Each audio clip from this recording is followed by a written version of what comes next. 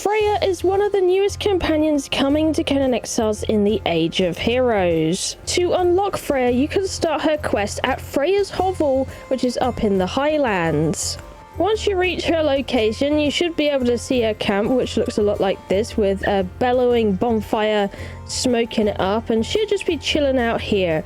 Now, if you talk to her, she'll have a quest for you to do, and it starts off searching around her camp for clues. Unfortunately, Freya has lost her husband to some Ruli bandits, and you have to help her find him. The quest is decently long, so I'll leave you to explore that yourself, because that is, you know, the perks of doing it, and you'll want to learn the story. However, if you want to walk through, I will have videos for both companions when it fully releases, if you can't be asked to go through the steps yourself or you get stuck on something.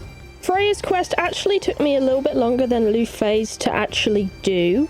But her story was super interesting. It was quite fun going through it with her, and it's very different to how you usually would quest, I guess, in Conan Exiles itself. Doing Freya's quest, though, will unlock the heirloom sword, and you'll get a normal version and an epic version of this you can make in the blacksmith bench. And here you can see in the blacksmith bench, it's going to cost you a decent amount for the first one, but quite expensive for the second one, coming in at 94 hardened steel bar. So it is a very special sword. The sword you're making looks like this. It's really nice looking. The other unlock you get is Freya herself, so you don't have any additionals like you'd have with Lufey, but you do get the weapon and you do get the character.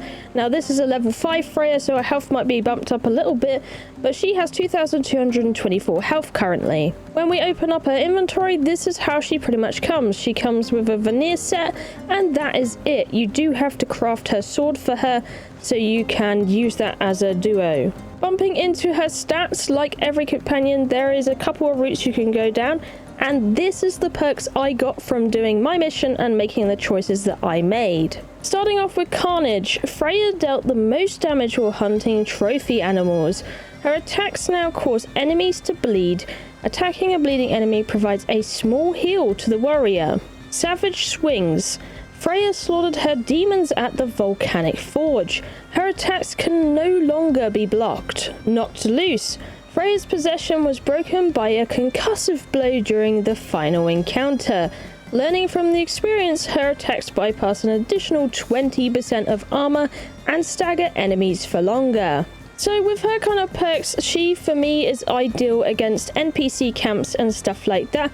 She would make a very, very good component and opponent against those, is what I feel, but maybe not so much really good for bosses, although it could be with the additional bypass to armor. That could be very, very valuable. It depends what choices you make, though, because if you make different choices than you might end up with different perks on your character. So like I did with Lou over here, I'm actually going to suit up this lady. If you want to watch the video on Lou, I will link it in the cards or in the end credits so you can have a look.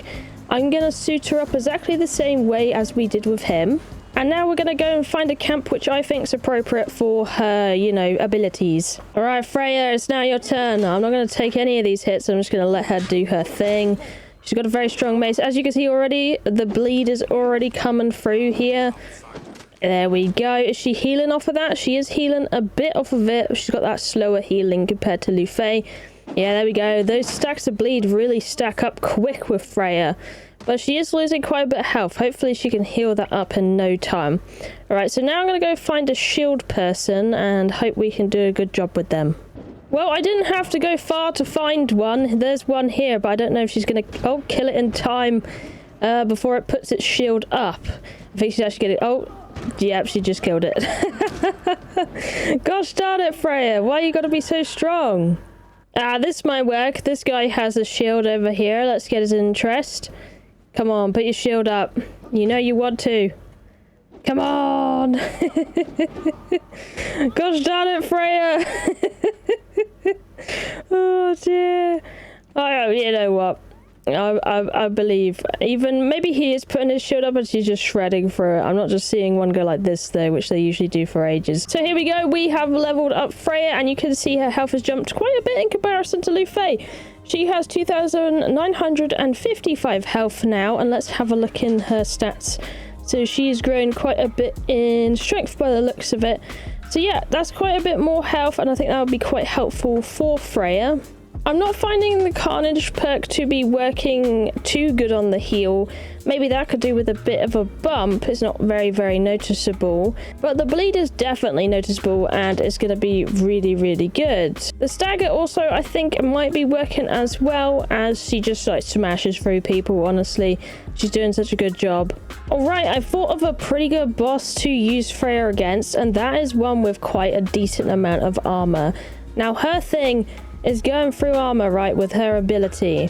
As you can see, bypassing an additional 20% of armor and staggers enemies longer. So I think the perfect person to put her against might be someone like one of these skeleton bosses over here, and we're in the Unnamed City to do that. And there he is now, so I think this will be perfect of a test, to test that armor that she has.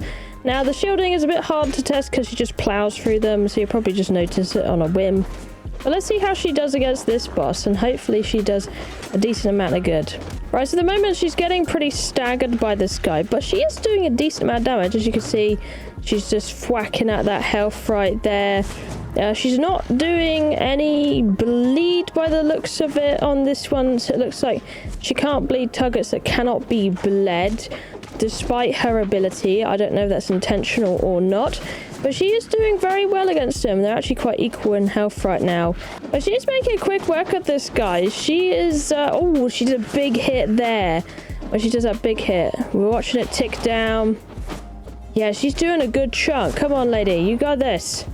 No, she's gonna hit that. Oh, he was at 531 and she just deleted 531 health in that single blow she just did. That was crazy. Damn. Okay, we caught it. We caught it, what she does. That is crazy, though. Oh, that's funny. It gave me a sword of Crom. What is the likelihood of that?